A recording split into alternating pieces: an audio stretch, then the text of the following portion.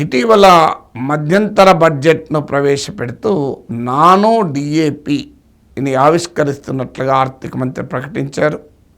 So nano DAP ఏంటి? మనందరికీ తెలుసు, డిఏపి అలాగే యూరియా ఇలా వివిధ రకాల ఎరువులు వాడతారు.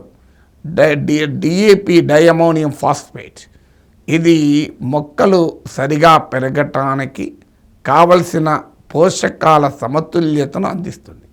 సో మొక్కలు సరిగా పెరగాలి, ఆరోగ్యవంతంగా పెరగాలి అంటే నైట్రోజన్, ఫాస్ఫరస్, పొటాష్, నత్రజని, భాస్వరం, పొటాష్ సరైనటువంటి పాలలో ఉండాలి.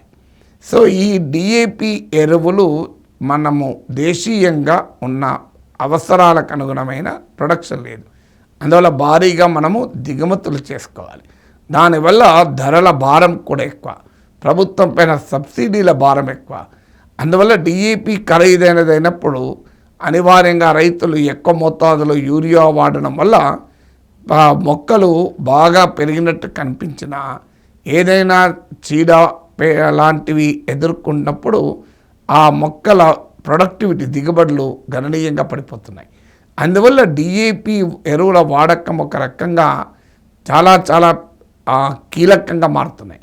సో ఈ డిఏపికి ప్రత్యామ్నాయంగా నానో డిఏపిని తీసుకొస్తున్నారు. నానో డిఏపి మన దేశీయంగా ఉత్పత్తి చేస్తున్నారు, ఇఫ్కో దీన్ని ప్రొడ్యూస్ చేస్తోంది. నానో డిఏపి ఖరీదు తక్కువ, సులభంగా ఉపయోగించవచ్చు, సులభంగా రవాణా చేయొచ్చు. సాధారణ డిఏపి కన్నా కూడా ఇది శక్తివంతమైంది అంటున్నారు.